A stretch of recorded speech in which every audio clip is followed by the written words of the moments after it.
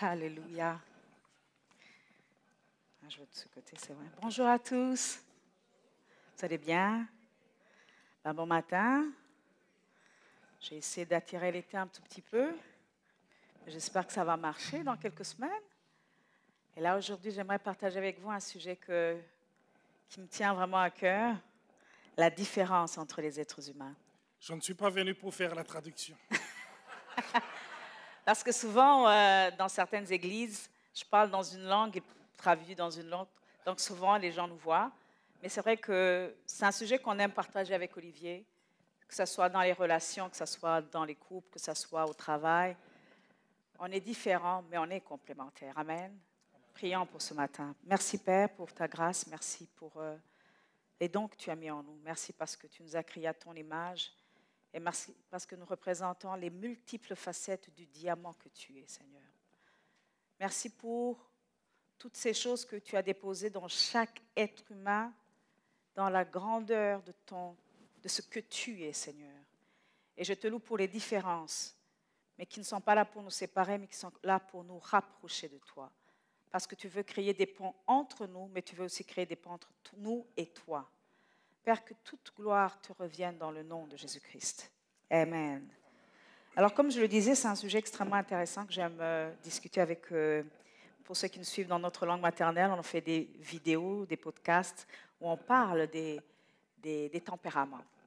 Et quand je n'avais pas encore compris ce sujet, je dois vous avouer que j'étais vraiment dans ma tête, dans ma bulle. Je vais vous révéler un petit peu plus tard mon type de tempérament, mais il était quand même assez obtus, compliqué. Hein. Je sais que hier, il y a des amis qui nous ont dit, qui me connaissent il y a 25 ans, il y a 25 ans, qui ont demandé à Olivier, mais comment tu as fait pour séduire Nathalie? Tellement j'étais du genre hyper compliqué. Je l'admets, c'était vrai. Mais quand j'ai compris certaines choses, j'ai accepté d'abord mes failles et j'ai prié pour mes failles. Mais en même temps, je n'ai pas voulu changer pour devenir comme Olivier ou changer pour devenir comme les gens que j'appréciais et qui n'ont pas le même tempérament que moi. Amen. La preuve que les hommes de foi existent toujours. Les femmes de foi aussi, vous allez le voir. Hein? De patience. Amen. Amen. Il y a un verset qu'on aimerait partager ce matin.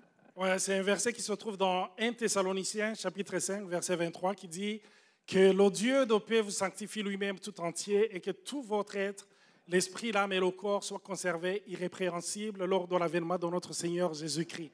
C'est un verset qu'on aime particulièrement parce que c'est un verset qui nous montre que nous sommes en 3 dimensions.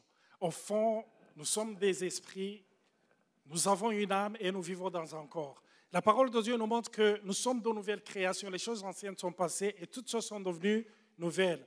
Mais vous pouvez dire avec moi, être d'accord avec moi, que le jour où vous avez reçu le Seigneur, même si vous êtes devenu une nouvelle création, vous aviez toujours vos faiblesses, vous aviez toujours vos batailles. Et c'est pour cela que la parole de Dieu dans Romains nous appelle à changer nos façons de penser. Amen. Et la parole de Dieu fait ce travail. Donc, au fond, quand on parle de l'âme, on parle de nos personnalités. C'est ça. On est différents. Si le Seigneur nous transforme et qu'on devienne une nouvelle création, on devient une nouvelle création, mais je dirais c'est la meilleure version de nous-mêmes. Mais on ne devient pas tous uniformes, on ne devient pas tous pareils. Et la nouvelle naissance concerne vraiment l'esprit, alors que l'âme, c'est quelque chose qui va être changé avec le temps. Et je me rappelle que quand j'ai rencontré Olivier, c'était quelqu'un qui prêchait, comme vous le voyez, avec enthousiasme. Hein. Je sais qu'il y a certaines personnes qui le surnomment l'enthousiaste dans cette église.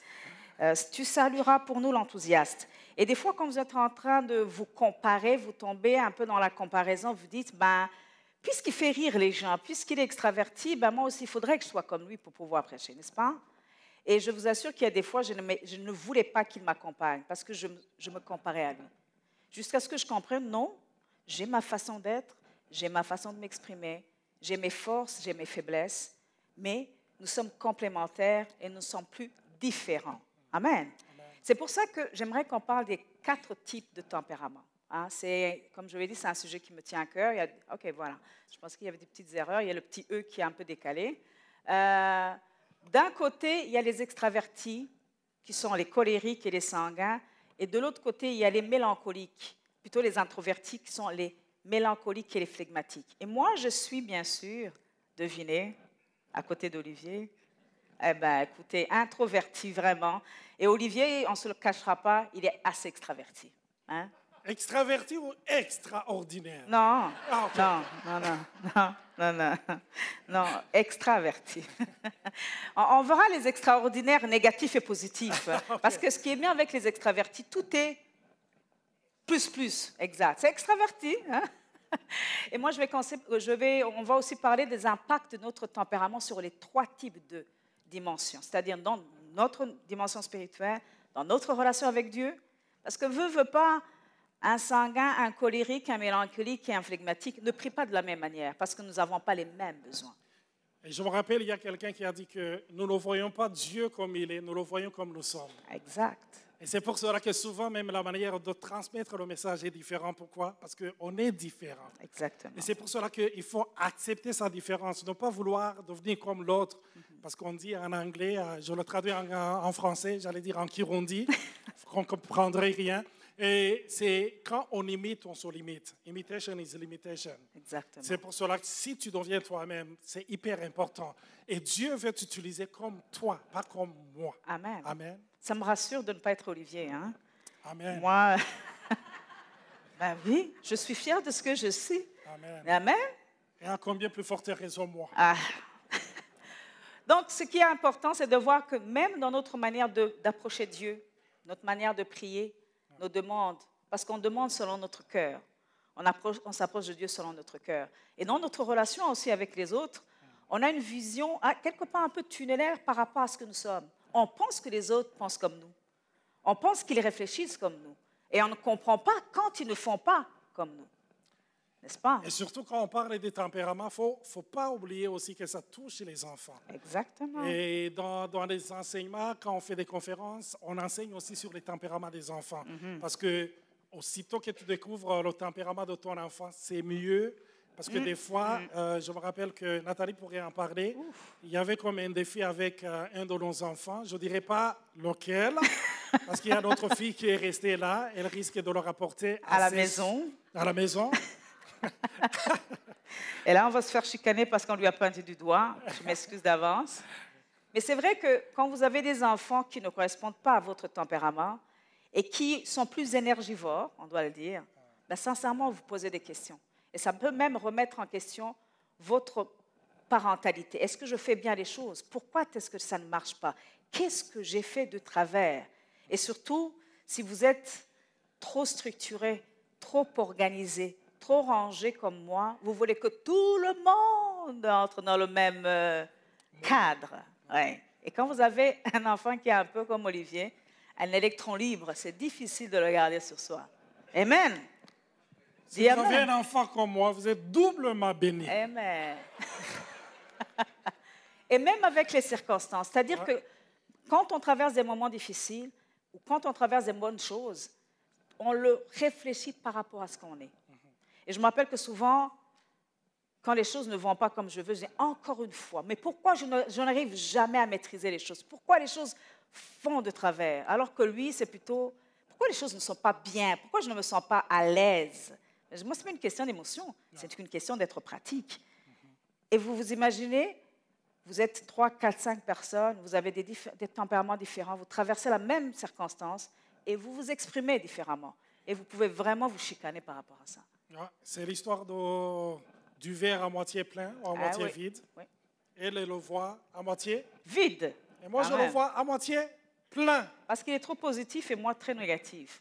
Non, pessimiste. Okay. Pas négatif. D'accord. Ah ouais. Non, c'est un point de vue, c'est vrai, qui peut paraître pessimiste, mais moi, il me rassure parce que je vois les angles morts. Vous voyez même la remarque que je viens de faire? Voilà. Je positive tout. Voilà. Et moi, je justifie tout. Okay. C'est pour ça qu'on va parler... attends, je pense que... OK. Moi, je vais commencer par les introvertis. D'accord? Comme on a dit, les introvertis, ce sont les gens qui gardent leurs émotions. On va parler du mélancolique et moi, je le confesse d'avance, je suis mélancolique.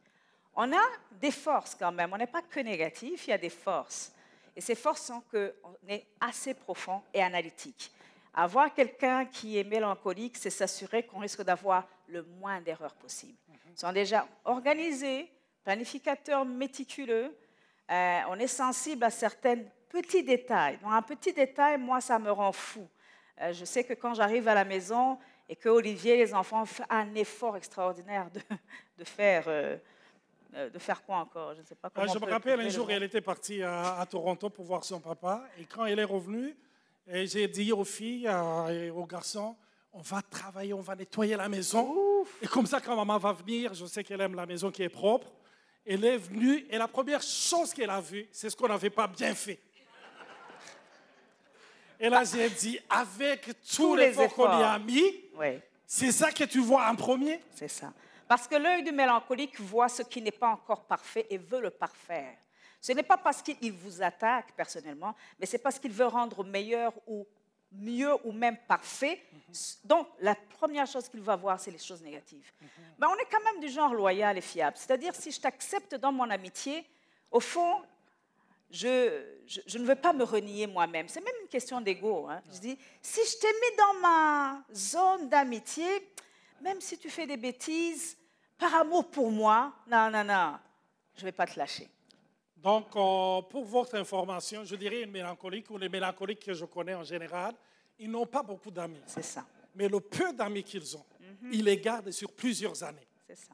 C'est très difficile de lâcher prise pour un mélancolique dans les relations, surtout amicales. Il y a cette loyauté, mais aussi ça peut être donc la loyauté par rapport au travail, c'est vrai. Par rapport au domaine dans lequel ils se trouvent. Ouais. Donc, ils ne changent pas facilement. C'est vrai. Tandis que quand on va parler des sanguins, vous allez voir, ça, c'est autre chose. On peut changer le travail le matin et on le change après-midi. C'est ça. Alors que nous, les opportunités, ce n'est pas évident de changer de position d'un moment à l'autre. Donc, ce qui est important de savoir, c'est que nous sommes aussi des gens créatifs, artistiques. On est soucieux du détail, du travail bien fait. Hein, j'insiste, ce n'est pas le perfectionnisme seulement. Je le vois aussi par rapport donc, à son étude de la Bible. Elle est dans les détails. Yeah. Des fois, elle prend des feutres rouges, verts, fluo, elle souligne, elle cherche des mots dans le dictionnaire. Qu'est-ce que ça signifie? Elle va là dans le détail. Et il me faut un calme absolu parce que puisque nous sommes des hypersensibles, tout bruit nous déstabilise. Donc, il faut que je sois seule avec 4-5 Bibles ouvertes, des fenêtres sur ordinateur qui me montrent toutes les traductions pour pouvoir être dans ma bulle. Donc, on est consensueux, on prend ses responsabilités au sérieux. On est en général moralement intègre, hein? On a un sens de la justice. Mais de l'autre côté, il y a quand même un côté négatif, c'est qu'on a tendance à être pessimiste. C'est-à-dire, on voit le mal, non pas dans le sens du mal, mais on voit le négatif pour le rendre meilleur. Mais aussi, quand on parle des côtés négatifs, il faut le prendre dans le sens de la chute.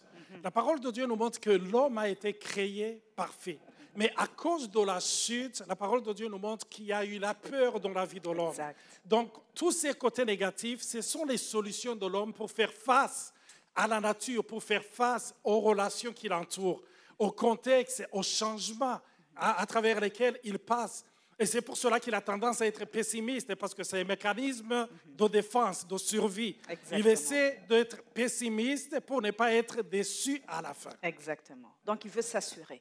Donc, on est quand même trop autocritique. Ouais. C'est-à-dire, quand je sais que j'ai fait une bêtise, ce n'est même pas la peine que tu viennes. Je vais m'auto-mutiler émotionnellement parce que j'aime ce qui est super organisé. Je me rappelle une fois qu'on était il y a des rires et des sourires qui commencent à voir, genre, oh, je reconnais quelqu'un.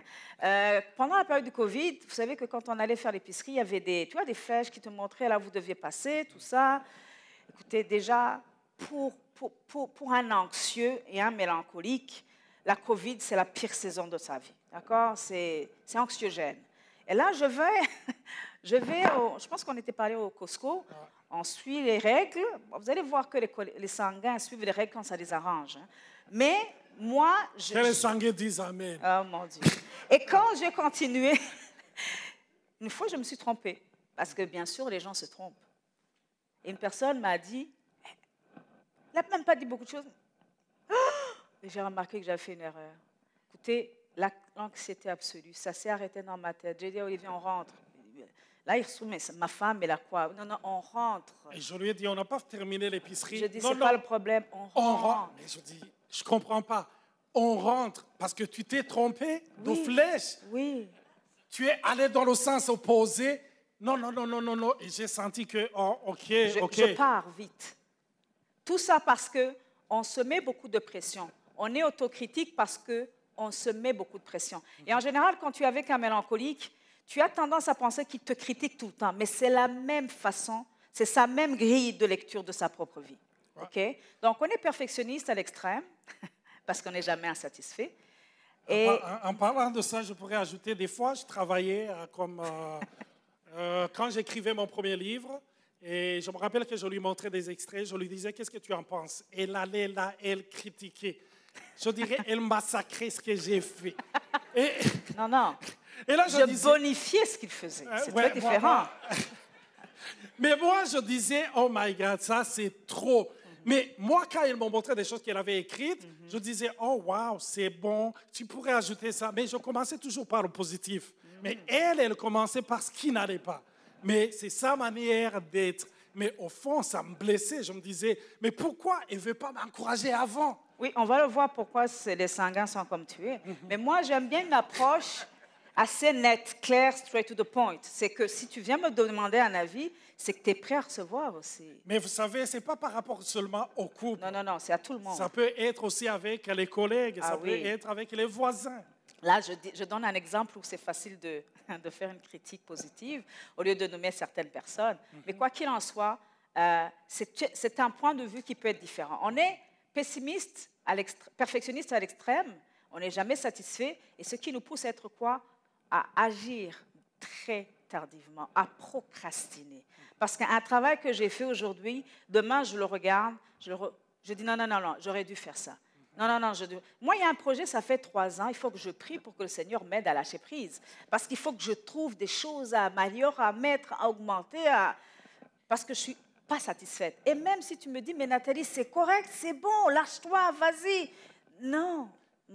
Et même dans leur relation avec Dieu, c'est souvent un défi parce que on dirait qu'ils ne sont pas sûrs de l'amour de Dieu. C'est vrai. Donc, ils ne sont pas sûrs. Et surtout quand ils ont fait une erreur, ils n'ont pas lu la Bible assez. Ils n'ont pas témoigné assez. Donc, ils se disent, comment le Seigneur peut-il m'aimer? C'est pour cela qu'ils se mettent une pression de plus en plus. Yeah.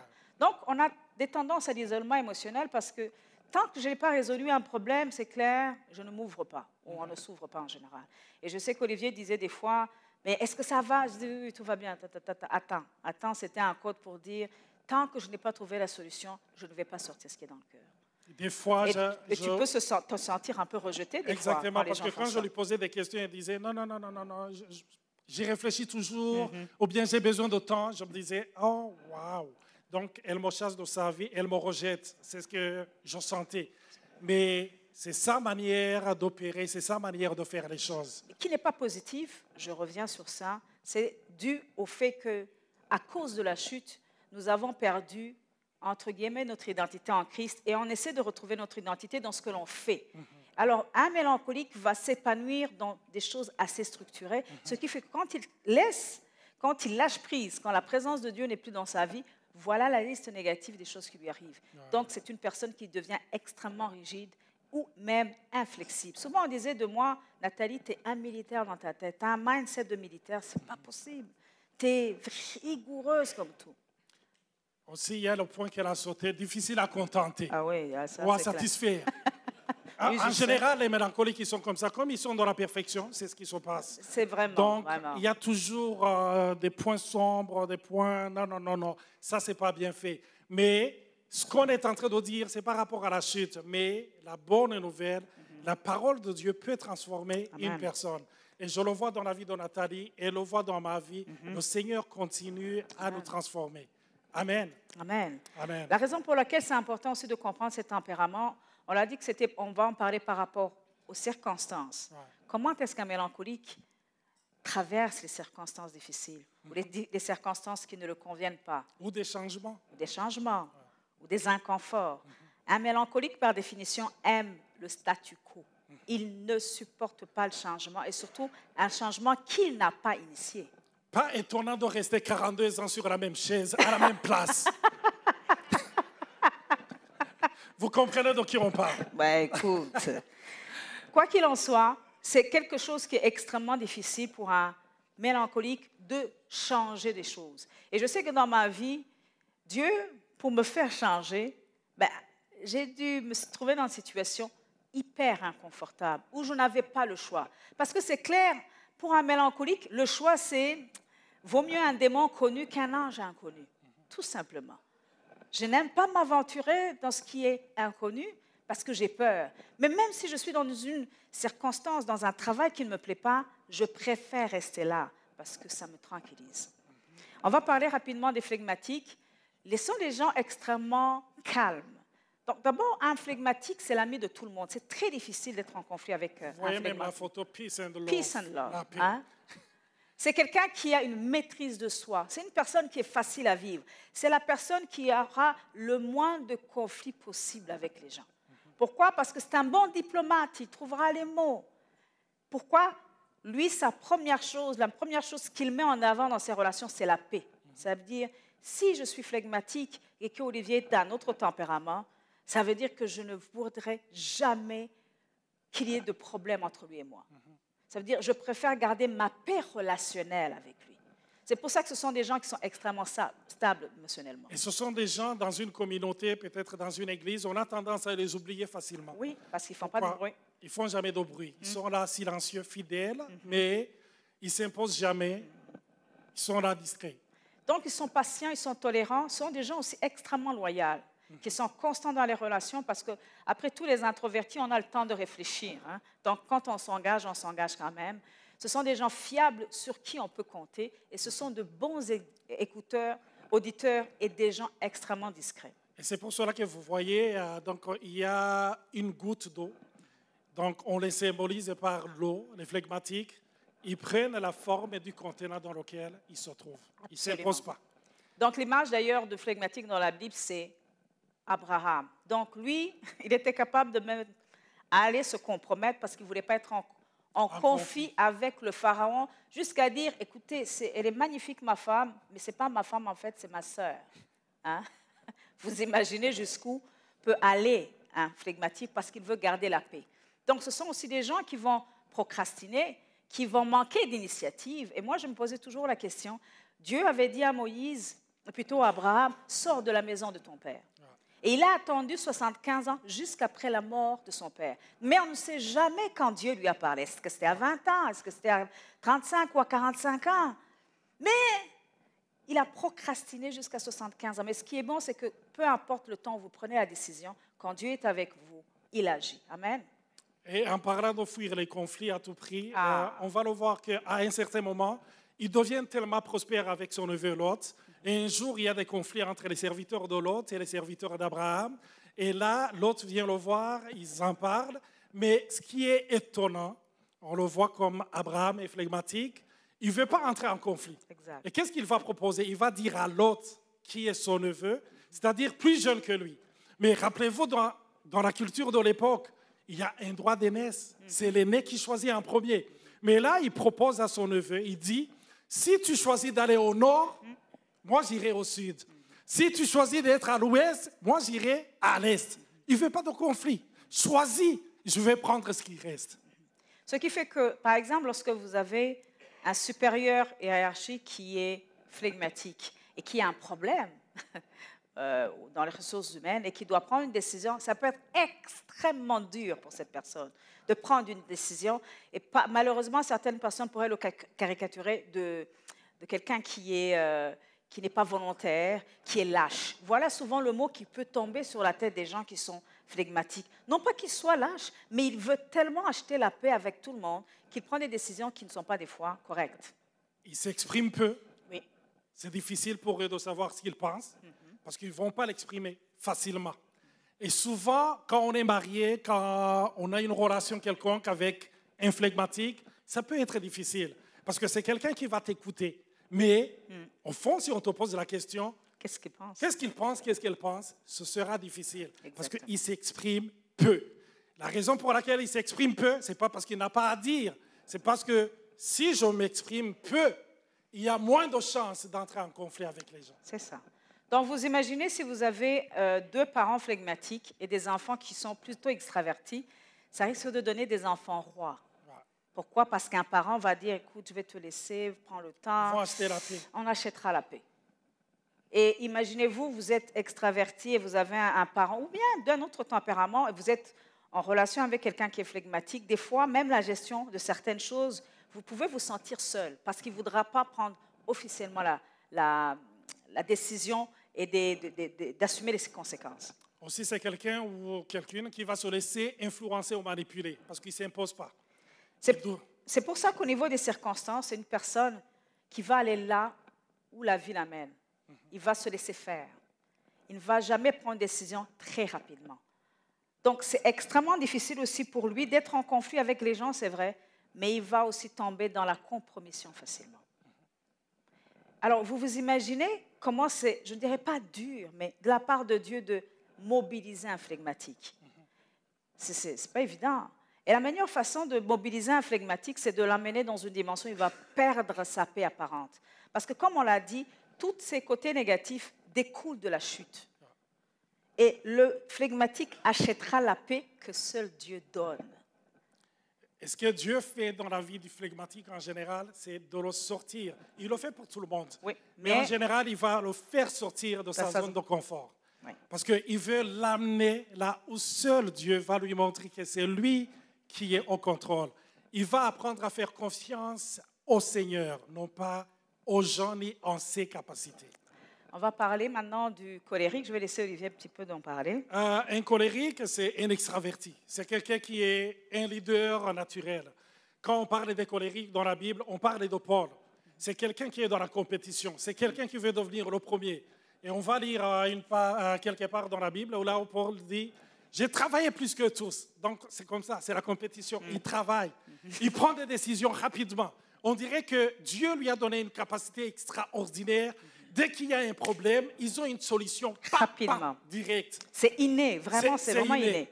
Ils sont déterminés. Et vous vous rappelez quand Paul persécute l'Église, qu'est-ce qu'il va dire? Il va aller chez les responsables de l'Église, religieux oui, pas de l'Église, oui. Les pharisiens. Il va leur demander des lettres pour qu'il aille pourchasser les chrétiens là où ils se sont enfouis. Au fond, il dit, on ne va pas persécuter ceux qui sont proches. Moi, je vais aller au-delà, je vais aller loin. C'est un leader, c'est un pionnier. Moi, je m'appelle qu'on a un enfant colérique, comme vous l'avez compris. Et une fois, Olivier est en train de jouer avec les enfants. Puis, il dit à ce colérique, écoute, tu as été le dernier, hein, tant pis. Il dit, non. Tu as perdu. Tu as perdu. Il dit, non, je n'ai pas perdu. J'ai été le premier parmi les derniers. Il était jeune, hein. Ça veut dire chez eux, c'est instinctif. Je dois être le premier. Parmi les derniers, c'est d'accord. Mais si on passe par derrière, je suis le premier aussi. Alors, quand on parle de la chute, la parole de Dieu nous montre que dans la vie des gens qui sont comme ça, entre guillemets, ils aiment prendre le contrôle. C'est ce qui se passe parce qu'ils se sentent mieux quand ils ont le contrôle. Et on va le voir aussi dans la vie de Paul. Un jour, Paul et Barnabas, ils s'en vont dans une mission pour évangéliser. Et quand ils s'en vont avec un jeune qui s'appelle Marc. Mais Marc, en cours de route, il les abandonne. Et quand il prépare le deuxième voyage missionnaire, là, Marc revient. Il veut les rejoindre. Et qu'est-ce que Paul va dire? Il va dire, non. Avec toi, il n'y a pas de contrôle. Non, je ne te maîtrise pas. Je n'accepte pas que tu viennes avec nous. Parce qu'il ne supporte pas les gens qui peuvent accepter l'échec. Exactement. Mais qu'est-ce qui va se passer? Il y a eu un tel conflit avec Barnabas. On va découvrir aussi le tempérament de Barnabas. Il y a eu un tel conflit que la parole de Dieu nous montre la première séparation entre les hommes de Dieu. C'était des gens qui étaient utilisés puissamment, des gens qui recevaient des visions de Dieu, des gens qui étaient visités, des gens qui avaient la connaissance, des gens qui étaient touchés, qui étaient des modèles. Mais la parole de Dieu nous dit, ils ont eu un tel conflit qu'ils se sont séparés. D'où l'importance vraiment de comprendre que des fois le tempérament, s'il n'est pas pris en charge par le Saint-Esprit, si on ne prend pas le temps d'être imbibé de sa présence, peu importe le don ou même la grâce de Dieu qui est sur vous, vous serez capable de blesser les gens, tout simplement. Et c'est pour cela que le message que Dieu adresse à Paul, il lui dit, ma grâce te suffit. Parce que Ma faiblesse. C'est Ma dans ta puissance. faiblesse que ma force se manifeste. Parce que ce que craint le colérique, c'est quoi? C'est d'être faible. C'est Exact. de ne pas être capable. C'est de ne pas être au contrôle. Et qu'est-ce que Dieu va permettre? La C'est de faiblesse. se retrouver dans un terrain là où il ne maîtrise rien, afin qu'il puisse lever les mains et qu'il dise, Seigneur, prends le contrôle de ma vie. Amen. Amen. Vous voyez comment, avec un petit peu de réflexion sur ça, Dieu nous a souvent visités dans nos faiblesses et on s'est souvent dit que c'était le diable qui nous avait comblés, qui nous avait attaqués. Hein? Souvent, on a tendance à dire « Ah, pourquoi moi, les choses n'avancent pas? Pourquoi les choses ne sont, quand je suis mélancolique, pourquoi les choses ne sont pas ordonnées ?» Dieu amène un peu le désordre et la confusion pour te dire « Lâche prise, regarde-moi, c'est moi qui suis au contrôle. » Je me rappelle quand on donnait ces enseignements, je me rappelle, il y a un pasteur qui m'a appelé et qui m'a confié, qui m'a dit qu'il y a eu, donc après avoir écouté ces enseignements qu'on donnait, qu'il y a eu une réconciliation avec un autre homme de Dieu. Parce que lui, c'était un colérique. Il était là, il a dit, je me suis rendu compte quand vous expliquiez que les gens, ils me disent souvent que je les blesse. Parce que les paroles qui sortaient de ma bouche, parce que le colérique, quand il parle, lui, il vise les objectifs. Oui. Donc, souvent, il ne voit pas les angles morts. Il ne sait pas arrondir les angles. Donc, lui, c'est paf. Et des fois, ça blesse les gens. Et c'est pour cela qu'on voit quand Paul, quand Dieu l'a transformé, il va écrire aux Romains en disant, nous qui sommes forts, nous devons être patients avec ceux qui ne le sont pas encore. Amen. Amen. Donc, les gens peuvent se dire, ah, je suis colérique. Ah, vous avez entendu? Ah, tu peux le dire à ta femme, à ton mari. Ah, tu as entendu? Je suis colérique, Dieu m'a créé ainsi. Non, non, non, non, non, non. Ce sont des mécanismes de survie, de vrai. défense que tu as mis dans ta vie, mais Dieu peut te transformer et veut nous transformer. Amen. Et en d'autres termes, les gens qui ne sont pas colériques verront les colériques comme des gens autoritaires. Alors que pour la gang des colériques, c'est mais on est dans les objectifs, on doit aller loin, il n'y a pas de place pour les émotions. Ça, ce n'est pas les émotions. On y va, on y va. Et c'est pour ça que la plupart des grandes guerres ont été remportées par les colériques. Donc, si vous voulez aller loin, il faut que vous ayez dans votre équipe un colérique. Certes, un colérique qui est quand même sanctifié, qui connaît la place du Seigneur.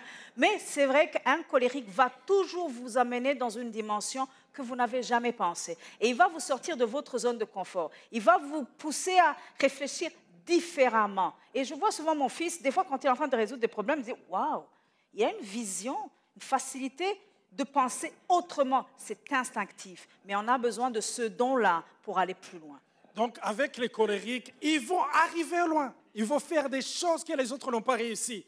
Mais les gens ou l'équipe avec laquelle ils vont atteindre ces objectifs, ils seront tous à la fin en chaise roulante, blessés. Tu vois, Daniel. On va parler du sanguin aussi. OK? Le sanguin, Oh.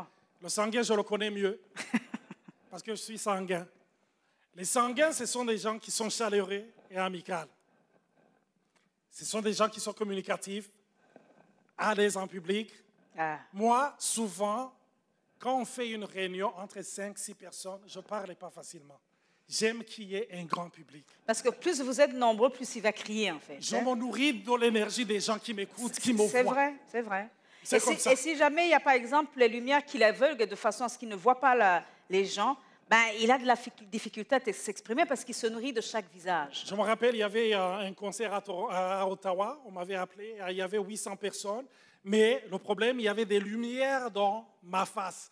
Je ne voyais pas le public. Je les entendais rigoler, mais je ne les voyais pas. Donc, j'étais tellement gêné parce que je me nourris de ce que je vois. Je me nourris des sourires. On est communicatif. On est nourri par ça. Vous êtes dépendant émotionnel des gens, c'est ça? Ben, on peut tomber dans la dépendance émotionnelle quand on est... Défends-moi, Michel, défends-moi.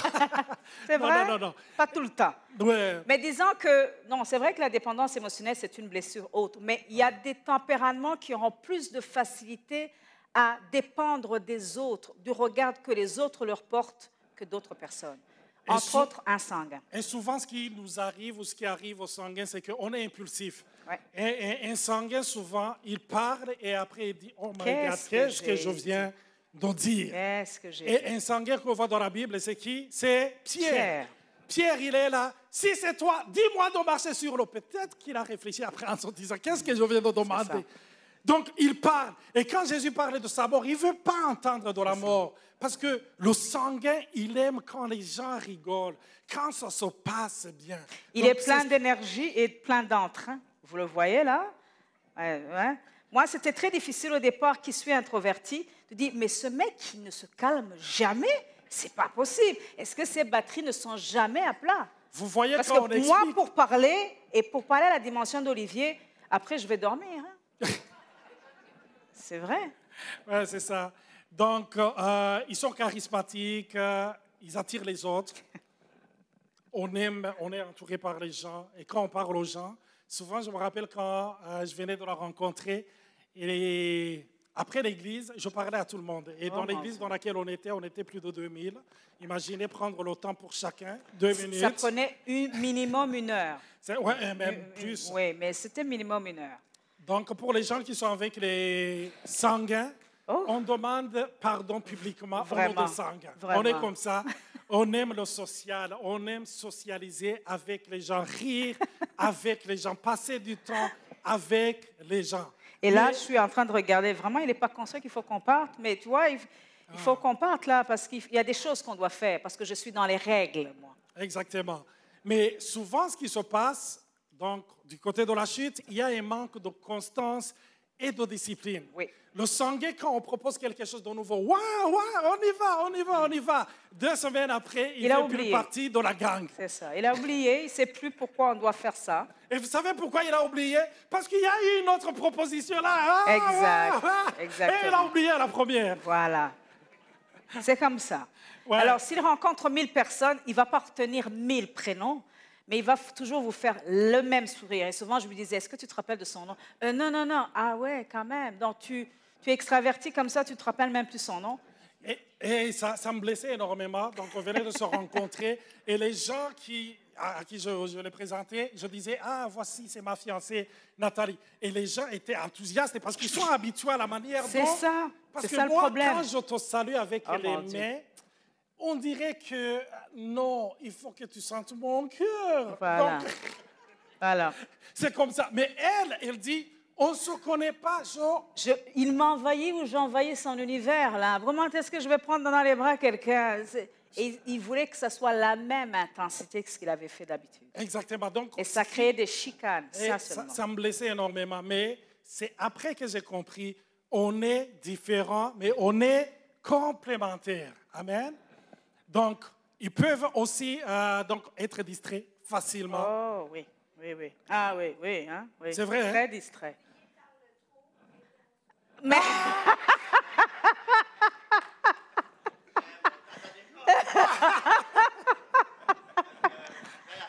oui, il n'y a pas de souci. Merci, Manon. Ouais. Parle trop, interrompt souvent. Mais vous savez pourquoi les sanguins parlent trop? Vous aimeriez que je vous donne le secret? Oui. Ou la raison? Et s'il te plaît. Hein? Ils ont peur? Les autres ne parlent pas assez. Mais aussi, ils ont toujours envie, et vous allez le remarquer, c'est souvent quand ça devient un tout petit peu tendu qu'ils ont envie de glisser un mot, une parole pour détendre. Quand c'est trop sérieux, ce n'est pas bon pour eux. Exactement. Quand c'est trop... C'est ça. Quand c'est trop sérieux, non, il faut faire quelque chose pour un peu remonter le moral. Exactement. Donc aussi, ils sont sensibles à l'opinion des autres. Très sensibles. Au fond, si vous pouviez le voir sur le front des sanguins, c'est « Aimez-nous, s'il vous plaît. » Exactement. S'il te plaît. Donc, et je me rappelle que le Seigneur a dû travailler, il travaille toujours dans ce domaine. Tu prêches, après une bonne prêche, tu sors, et les gens ne te disent pas qu'ils ont été bénis. Oh my God! T'as envie plutôt de leur dire, est-ce qu'on pourrait se reprendre, que je vous represse pour que vous soyez touchés? Parce qu'on est là et... on veut recevoir. La récompense, c'est dans les yeux des gens, c'est dans ce que les gens nous disent. Mais c'est quoi la bonne nouvelle? Le Seigneur, il veut que nous dépendions de lui. Amen. Amen. Que tout ce que nous fassions, que ce soit fait pour lui et non pour des hommes. Ça, c'est un défi pour les sanguins. Imaginez un peu que je sois Dieu et que j'ai envie de corriger ce côté négatif d'un sanguin. C'est clair que je vais créer de la confusion dans les relations. Pour qu'il puisse arrêter de dépendre des autres, pour qu'il puisse arrêter de recevoir son énergie des autres et de le recevoir uniquement de Dieu. C'est clair, je crée une petite confusion dans les gens. C'est-à-dire, souvent, les sanguins vont se sentir blessés dans les relations plus que les autres, parce qu'il y aura des confusions, des problèmes. Et là, on dit, mais le diable m'a attaqué, je ne comprends pas ce qu'il y a. Non, c'est plutôt Dieu qui te visite et qui te dit, regarde à moi. Amen. Je suis la seule personne qui suis capable de combler tes émotions et tes attentes. Et c'est bien que tu veuilles faire plaisir aux gens, mais ne vis pas pour faire plaisir aux gens.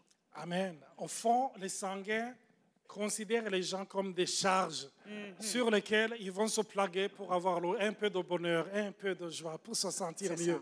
Mais le Seigneur, il nous appelle à plaguer sur lui. Amen. Pour avoir cette joie, pour avoir cette paix, pour ce contentement. Amen. Et c'est pour ça que c'est très important de comprendre nos types de tempéraments dans le travail, dans l'Église, dans les organisations, partout, et surtout dans notre relation avec Dieu. Parce qu'on a tendance à prier comme un sanguin. Un sanguin priera, « Oh Seigneur, fais que la rencontre d'aujourd'hui soit positive, qu'il y ait de la joie, que ça soit chaleureux, que les gens sourient. » Mais un mélancolique dira, j'aimerais que ça soit organisé, que les gens viennent à l'heure, que toi sois bien.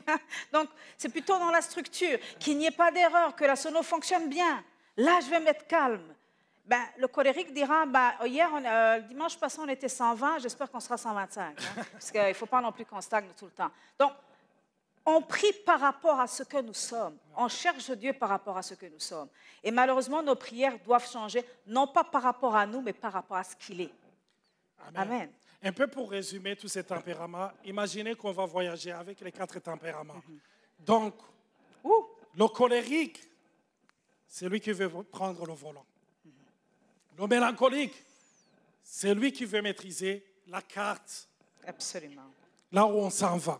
Et il faut s'organiser avant de partir, faire le stock, qu'est-ce qu'on va acheter. Tout ça, il faut une belle liste avant de prendre la voiture. Exactement. Voilà. Donc, où est-ce qu'on va s'arrêter? Exactement. Et le sanguin, c'est lui qui va choisir la musique qu'on va jouer durant le voyage. Il faut que ça se passe bien. Et le flegmatique, lui, sa prière, c'est que tout se passe bien. Alors, le colérique, il est en train de rouler vite. Yeah. Pourquoi?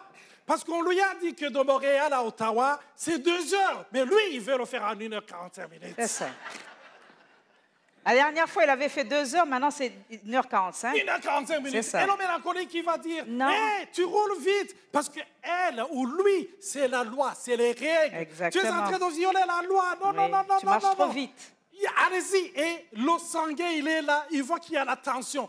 Paf, une blague. Pour détendre l'atmosphère. Pour détendre l'atmosphère. Et le flegmatique, il est là, oh, waouh.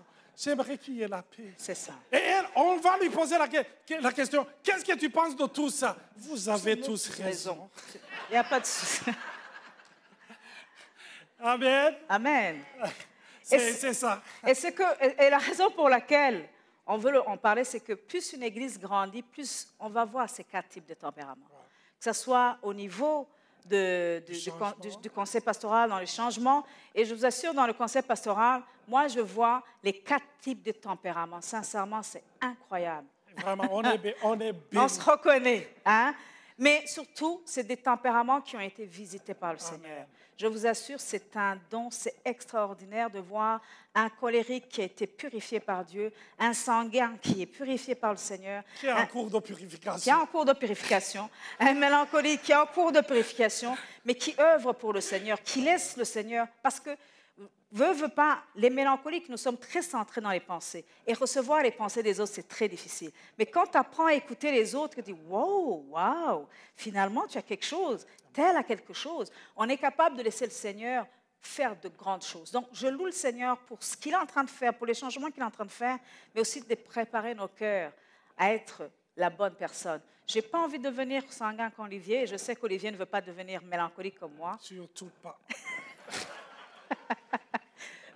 Moi, je ne comprends, franchement, à toutes les femmes qui sont mariées avec El Sanguin, on va faire une association où on va se donner quand même quelques accolades là, pour dire, hey, Absolument, on va faire un groupe associatif là pour... Vous savez, Olivier, quand il va quelque part, et même les enfants, on se dit, mais qu'est-ce qu'il va faire aujourd'hui? Et qu'est-ce qu'il va faire à la caisse de l'IGA? S'il te plaît, reste tranquille. Donc, je suis toujours sur le qui-vive. Mais j'aimerais vous dire, en parlant des sanguins, moi, je suis sanguin, mais Michel Labelle... C'est le président. Écoutez, moi, je suis Jean-Baptiste, et lui, c'est Jésus. Je ne suis pas digne de délier la croix de ses chaussures. Mais ce qui est bien, c'est que le Seigneur nous visite dans ce que l'on fait.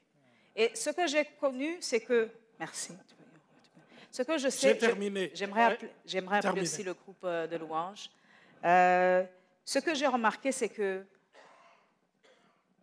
Dieu ne se trompe pas. Dieu ne se trompe pas de vous avoir fait ce que vous êtes. Dieu ne se prend pas de vous avoir ce que vous faites. Parce que souvent, je regardais les flegmatiques et je les enviais, mais même, je les enviais sincèrement. Je me disais, comment est-ce qu'ils sont calmes? Mais c'est un don. C'est un don. Ne cherchez pas de midi à 14 heures. Non, non, non, non.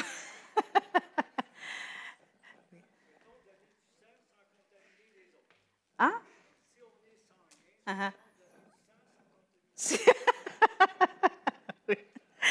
Quoi qu'il en soit, je loue le Seigneur parce que ce qu'il a fait de nous est extraordinaire. Et quand je vous ai dit, des fois je regardais Olivier, je lui enviais un petit peu. Je dis, il a une liberté que je n'ai pas. Hein? Il a une liberté que j'aimerais avoir. Hein? Il a une facilité d'exprimer que je n'ai pas. Et moi, pour parler, je devais penser très longuement. Et je regardais un colérique, je disais, waouh, ils sont proactifs. Hein? Ils savent ce qu'ils veulent. Parce que moi, je passe du temps à cogiter ce que je vais faire. Parce que je recherche la perfection. Vous savez, Dieu nous bénit en nous donnant des différences pour qu'on puisse s'aider mutuellement. Dieu ne veut pas que nous soyons dépendants de ce que nous sommes seulement. Il veut que nous apprenions à compter sur l'autre. Amen. Nous allons partager aussi le pain de ce matin.